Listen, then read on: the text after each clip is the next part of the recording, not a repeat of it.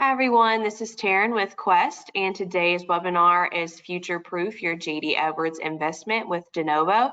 So a few housekeeping notes to go over before we get started. All attendee lines are in mute and will stay in mute throughout this session. If you do have any questions, please put those into the question drop-down box located on your GoToWebinar panel, and we will answer all of those at the end of today's session. So at this time, I'm going to hand it over to Susan, and she will kick things off. Thank you, Taryn. Hello, everybody. I'd like to welcome you to our webinar where we want to talk a little bit about how to future-proof your JD Edwards investment. My name is Susan Szymanski. I'm a Vice President at Denovo over our Oracle practice. I have been working with JD Edwards for over 22 years.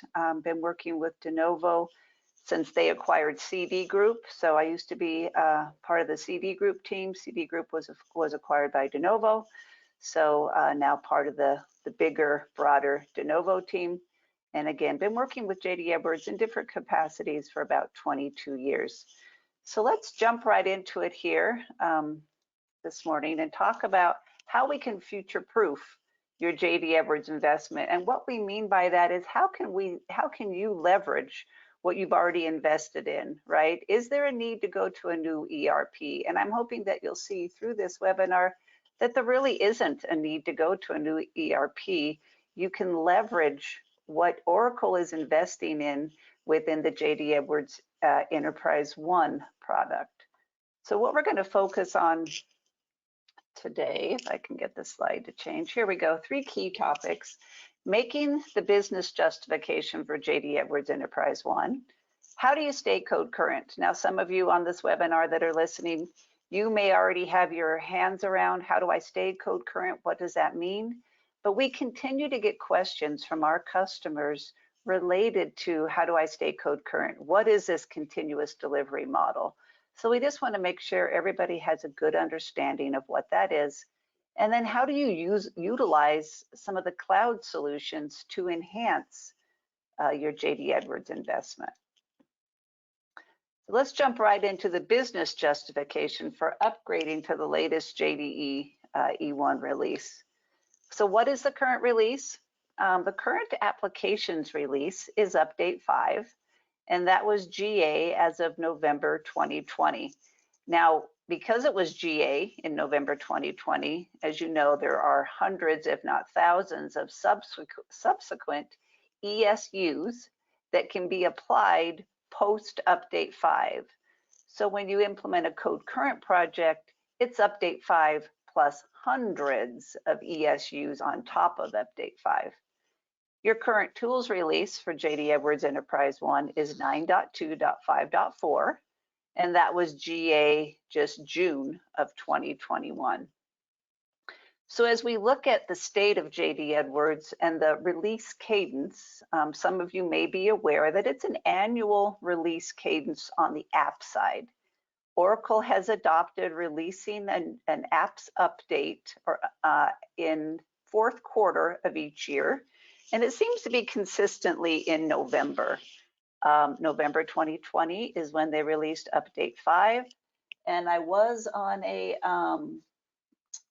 an Oracle call where they did say, it was actually an Oracle roundtable, where they did say that there will be another update coming out in November of 2021. So that seems to be their cadence on the app side.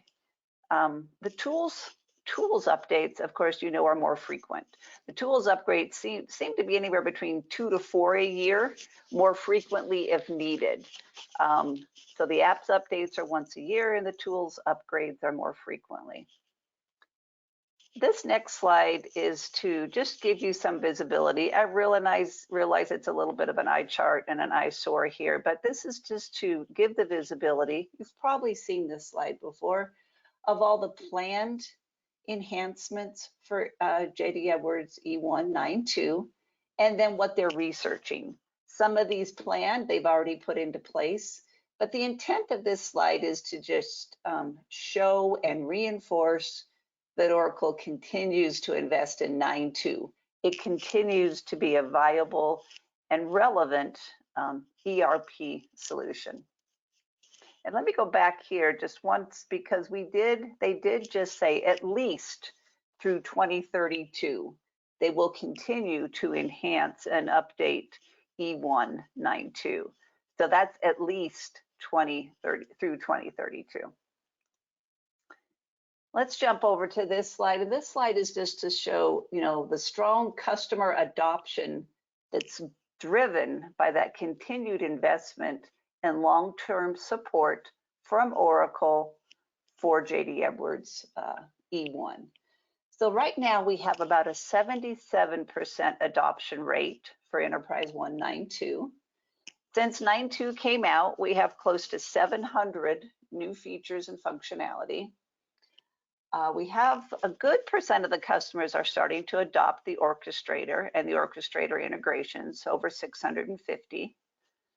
The next box there, the 87% OCI growth from JD Edwards install base year over year. Again, this is a stat provided by Oracle, but what this is intended to show is that many of our JD Edwards Enterprise One customers are moving to OCI, to the Oracle Cloud infrastructure.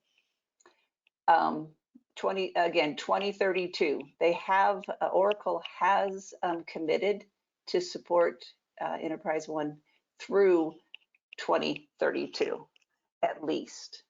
And then we have over 500 customers who have chosen to extend JD Edwards E1 with the Oracle SaaS products. And we're going to talk about that in a future slide. So the JD Edwards trends, as you've heard, the continuous adoption of the product enhancements. That is what we've called code current, continuous innovation. There's been a number of different labels put around it, but basically, as you know, it's when you get to 9.2, you can now adopt this new continuous adoption model, which is avoiding your costly big bang upgrades. It allows you to respond more quickly to your changing business needs. And then it also ensures your security and your compliance, regulatory compliance as needed. And we're going to talk a little bit about the continuous adoption code current in a few more slides. The modernization of the infrastructure and platform, so improving your system's performance and the infrastructure agility, lowering your cost via the OpEx and maybe pay for the usage model. So, and the ability to accelerate your digital initiatives. So basically, defining your cloud strategy.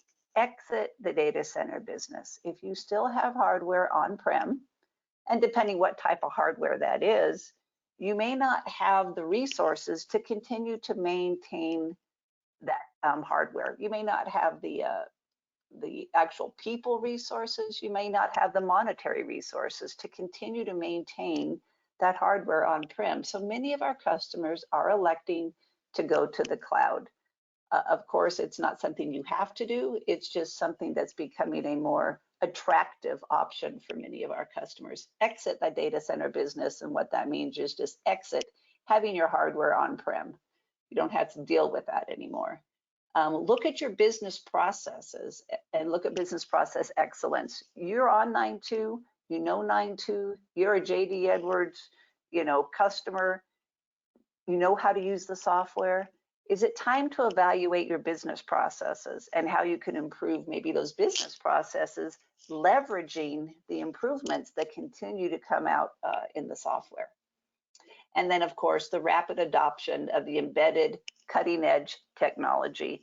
As Oracle continues to improve the applications, they're also building, improving, expanding on the underlying technology within JD Edwards E1, and also allowing you to integrate and extend out beyond JD Edwards Enterprise One.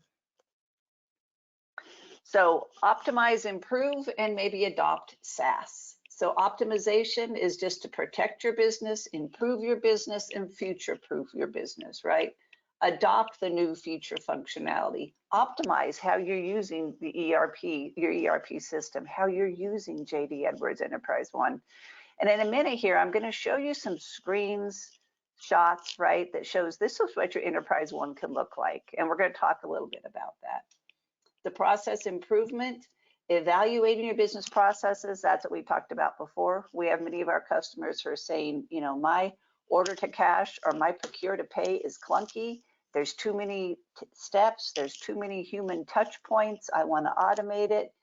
And using the new feature functionality within E1, there are good opportunities to evaluate and improve your business processes without having to change your ERP system, right? The low and no code UI, I'm sure you've all seen that with JD Edwards.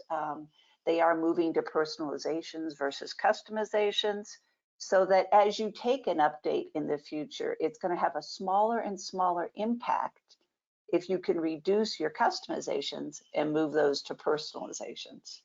In other words, you don't have to get into, if I have any techies in the audience, you don't have to get into the form design aid and make changes, right? And that's where the biggest impact is. It's on your interactive apps.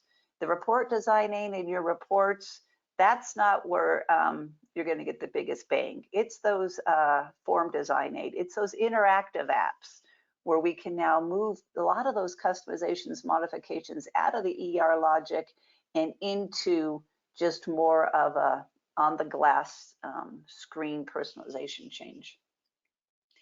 And then your enterprise integrations. So Orchestrator has been out there for a while. A lot of people are kind of sick of hearing about Orchestrator, but there are good opportunities to improve your integrations using Orchestrator.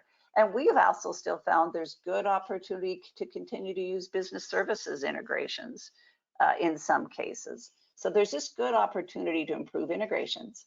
And then evaluate your SaaS options, right? So SaaS options are more the bolt-ons outside of JD Edwards, software as a service opportunities that you could bolt on to JD Edwards. And where we're seeing this a lot is with HCM, with BI Cloud, even with procurement in some areas, and of course, specifically Hyperion. So those are some of the options where we're seeing SaaS as a value add bolt-on, if you will, for JD Edwards Enterprise One. So this next slide is just to show, some visibility of what can your Enterprise One look like. So we have had a number of customers who have implemented 9.2. So they are now within this continuous delivery, continuous innovation model. They've implemented 9.2, check that box, we're there. But they're still using, the tree menus, and they're still using drop-down menus, and they haven't really adopted 9.2. They've implemented, but they haven't adopted it. They have not, really embraced the new functionality within 9.2. This screen is just intended to show you all the different opportunities out there, the query manager, the one view reporting, Cafe One, where you can show multiple E1 screens within one screen. I'm sure you've all seen that, and it's so easy to adopt, and it really helps streamline your user experience and not having to jump out of one module and jump into another. Your landing pages, your form personalization, the list view, you can read all these at the bottom, but this is where Oracle has focused. Let's improve our UI. Let's improve the user experience. Enterprise One offers very sound feature functionality, right? It's a solid, dependable ERP system. So now let's make it a little bit more swanky, if you will, and more attractive for the end users to navigate. Here again, this next slide is showing, one of the UX1 pages. If your pages don't look like this, it's easy to adopt. It's so informative on these first, just your first entry point into Enterprise One. You can see what's going on. You can define where you want to go from here. You can define your watch list and your activities and your views. So the UX1 pages are great to leverage, and it gives you a more state-of-the-art looking ERP system with Enterprise One. And then just one more, not to overkill, but the citizen developer allows you to incorporate all of these new feature functionality without having to be a true developer and get into the form design aid. So how do I stay code current? How do I adopt continuous innovation? This should, I'm sure you've all seen this many, many times, and I just want to reiterate it here quickly because it is key to future-proofing your JD Edwards, right? It's key to get to 9.2 so that you can adopt this ongoing update model. So get to 9.2, define your optimal update schedule, look at your resource and staffing considerations. Where can you support it? And where would you need a partner to help? What would your cadence be? Many of our customers are adopting once a year, and that just makes sense because the cadence for the updates from Oracle is once a year. However, we do have customers who are adopting to stay current once a quarter. So they're just applying the Delta ESUs once a quarter, and they're staying, even more code current. So yeah, but you have to look at your resource and staffing consideration. Define and document your customizations. That's one area we have found our customers shy away from. And that's why they shy away from getting to 9.2. I have no idea how customized I am. I have no idea how to get my hands around the customizations. That's one area Denovo can definitely help with, but any partner could also help with that. Denovo has developed tools to get your hands around customizations. We recognize that sometimes that's overwhelming, especially if you don't have a developer in-house. But it's key, it's critical path to getting to 9.2 and to staying code current. So define and document those customizations. And then make sure you create and update your test scripts so that once you get to 9.2, you leverage those test scripts going forward for all of your subsequent update projects. Very straightforward, 4 steps. Let's get to 9.2. The top benefits, of course, that Oracle's delivering the product updates that was multiple times a year, and they still are delivering the ESUs multiple times a year, but the actual updates are once a year. Reap those rewards from Oracle's investment. You all need to leverage what Oracle's investing in. You're paying for the software. Leverage those investment dollars. To install a product update is 2 to 3 days. So you don't have these multiple month upgrades. Your retrofits are only required for the impacted objects. And 77% of our users are already on 9.2, so I don't want to spend a lot of time here. But what that means is Oracle is sending you a subset of objects that they've modified for that update or for that ESU. They no longer send the whole, suite of objects. They only send the objects they've actually modified. And you cross-reference those with the objects you've modified. And in theory, your retrofit should be smaller, right? Your retrofit requirement should be smaller. If you modified an object and they didn't, no need to retrofit because they didn't send you an updated one if they didn't modify it. Simplify your testing process, reduce your testing process because your update footprint is smaller. Shorten the project, of course, because you're reducing retrofits, you're reducing the testing requirements. So overall, it's going to shorten the project and allow you all to leverage those benefits. And then, of course, no more big bangs. To simplify it further and just put it out there, more frequent releases, smaller footprint, reduce the time frame, reduce the cost, and allow you as our customers and your users to quickly recognize the value of the JDE updates. So, for the audience out there, if you're not on 9.2, it's really important that you get to 9.2. And we are happy to help you. I know Oracle is happy to help you streamline that process and just simplify it for you so that we can get you to 9.2. That's key right now. And as you know, 9.2 has been out for what now, 6 years? This will be 6 years. And even though they are publishing the updates annually, 9.2, base 9.2 has been out for 6 years.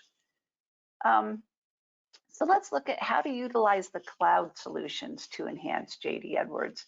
And this is an area that's been a little bit slower with adoption, but we feel like there is good opportunity here for all of our JD Edwards customers. So JD Edwards and the cloud, and we talked about this before, on-prem or in the cloud. So, if you go to the cloud, you can do your platform modernization. And whether that means updating to the latest OS, updating to the latest database, and maybe even switching platforms. Maybe on-prem, you're on the iSeries, but you want to move to the cloud and you want to move to Microsoft SQL. Perfect example, and we've done that for many customers. If you want to change or modernize your platform and looking at your OpEx savings to fund that journey to digital. Second, the best of breed hybrid, right? So leverage the best of breed for your SaaS and PaaS. Is there anywhere where you can continue, of course, with your current JD Edwards ERP footprint, but have a few, poke outs, if you will, or bolt-ons to connect with SaaS products. And then ultimately, if you determine that you want to do it in 2030 or 2032, or even before then, you can make the move to the full Oracle SaaS applications when you're ready. Number 2 kind of gives you an opportunity to touch and feel and taste. What does it look like to have a SaaS component of my overall ERP solution? So that maybe then you're more comfortable with going with the full Oracle SaaS applications if and when you want or need to. Again, with JD Edwards Enterprise 192, it's not, you don't have to. It's not a compelling business reason. Right now they're supporting it at least through 2032, but there's just good opportunities to expand your functionality by expanding into and bolting on SaaS applications. Why run JD Edwards on the cloud infrastructure? And again, we've talked about this. Reduce your costs, exit the data center business, consolidate your infrastructure, only pay for what you use, and leverage existing investments. So the other thing that's key here, although we're saying reduce your costs, if at any point in time you want to add a server, or you need to add disk, or you need to add anything, then you just, your cloud provider does that for you. And of course, there's going to be an incremental cost, but it's not like you have to go out and provision the server and get it spun up. Your cloud provider will do that for you. Reduce your risk, right? Fewer operational issues, end-to-end security. And I know that's been a concern in the past. Moving to the cloud, high risk, right? Security risk. It really isn't. All of your cloud providers have very robust security. And before you move to the cloud, you ask to understand that, to see that, to make sure that you're fully comfortable with the security around moving to the cloud. And again, the extra defenses against ransomware. Ransomware is a key trigger right now, and we're all staying ahead of the ransomware threat. And then protect against technological obsolescence. If you're in the cloud, your cloud provider is going to say, hey, this OS is no longer going to be supported as of this month of this year. You might want to consider an upgrade. Or hey, this database is no longer supported. We want to get you updated. So we stay ahead with our customers. We stay ahead of that technological obsolescence. And then improve your agility, more automation. You can automate your dev, test, prod, and you can scale down or scale up quickly. We have some customers who have had a divestiture and they want to reduce their footprint, and we're happy to help them do that. And we can, remove servers or reduce their footprint as needed as well. And I think that covers what I wanted to say on that slide. Okay, so to future-proof your investment in JD Edwards, leverage that investment in E1, which is a solid, dependable ERP system that Oracle continues to invest in with improved functionality. Upgrade to 9.2, implement versus adopt. And we talked about that. If you're on 9.2, go back and give it an honest review. Scrutinize, how are you using 9.2? And instead of going to a new ERP system, which you may or may not be considering, why don't you just leverage all the feature functionality that's available to you in 9.2? Embrace the change. And then enable your end users, empower your end users with all this personalization. It is definitely empowering the end users, and it's reducing that workload on your IT team. So maybe they have the opportunity to work on other projects. So enable those end users, and what we have found is they really enjoy that. Some shy away from it, but once they understand the tools at their fingertips, they embrace it and they enjoy it. So the key takeaways here, JD Edwards, the JD Edwards product is a long-term product, and there is a support strategy in place with Oracle, right? So it's not going away. With JD Edwards, you have the greatest potential to add value and modernize your business. And then learn more about, leveraging Oracle Cloud's investment with JD Edwards. And then here again, reach out to Denovo. We're here to help you. Whatever path you choose, we're here to help. If you're working with another partner, they may be able to help as well. Denovo has a lot of experience with all of these opportunities that I've spoken to. Our partnership is here to nurture your success. So I hope you found this webinar helpful. I think we'll open it up for questions. I did keep it to 30 minutes. I didn't think it would take an hour, but I'm excited about JD Edwards E1 ERP, as a sound solution for our customers. And we are excited about helping them leverage E1 and 9.2 and all the feature functionality that's available to you. So Taryn, Megan, I don't know if you want to open it up for questions. Yep, and again, you can absolutely ask any questions through the Q&A panel. I have a couple of questions here. First up is, how can I gain visibility of all of my customizations? Right, so that is one of the, I guess, I want to say roadblocks for our customers. Denovo has created an application or a tool where we can go in and we read your object librarian tables, and we look at what objects has changed and even what custom objects you have. So when you look at your customizations, you want to look at your custom objects 55 through 59. In theory, those don't have to be retrofitted, but if they were created as a copy of base, and now you're getting a new version of that base object that was copied, there is a retrofit opportunity.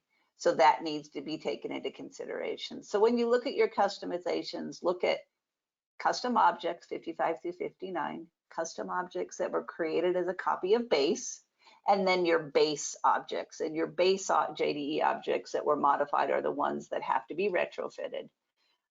You can look at your object librarian tables. You can partner with somebody like Denovo, where we actually .par our UBE to your system. We run it, and that'll give us a full visibility, full inventory of all customizations. So that'd probably be your starting point.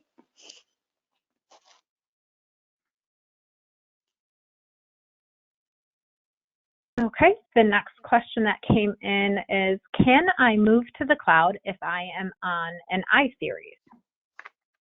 Right, so that's another good question, and I kind of touched on that. You could, if you're opting to move off the iSeries because you're losing your iSeries administrator, or you just don't have the talent anymore, or you can't find the talent to continue to support that, you could certainly move off the iSeries and go to a Microsoft SQL or an Oracle Linux solution in the cloud. You can also go to iSeries in the cloud. The Denovo private cloud does host iSeries. Many JD Edwards customers on the iSeries in the Denovo private cloud. Now, if you're looking to move off the iSeries, many of our customers have the custom RPG component that has to be evaluated. And that might prevent you from moving to another platform where you'd have to go like to Denovo's private cloud, because you need to keep those custom RPG code or solutions. But if you don't have custom RPG and you don't have a big RPG or iSeries dependency, then certainly you could move off the iSeries into a non-iSeries platform. Just got to look at the RPG components and, you know, make that consideration, I guess. All right. Okay, another question that came in, is there any benefit to doing a tools upgrade without doing an apps update? So certainly, absolutely. We have many customers who will do the tools upgrade without doing an apps update or applying subsequent ESUs. Sometimes they just do the tools upgrade independent. There are times where the tools upgrade does have some links or dependencies or threads to ESUs. It's rare. It's minimal, but you'll want to look at that. But you certainly could do a tools upgrade without doing the apps upgrade. Now, with our code current projects at Denovo, we have a package called Application Lifecycle Management. I'm not here to promote that, but we do have that. But whenever we do a code current project at Denovo, we always include a tools upgrade. So if you're going to do the apps update, always include a tools upgrade. But you certainly could do the tools upgrade separately from doing an apps upgrade. Okay. Okay, that is all the questions I have for right now.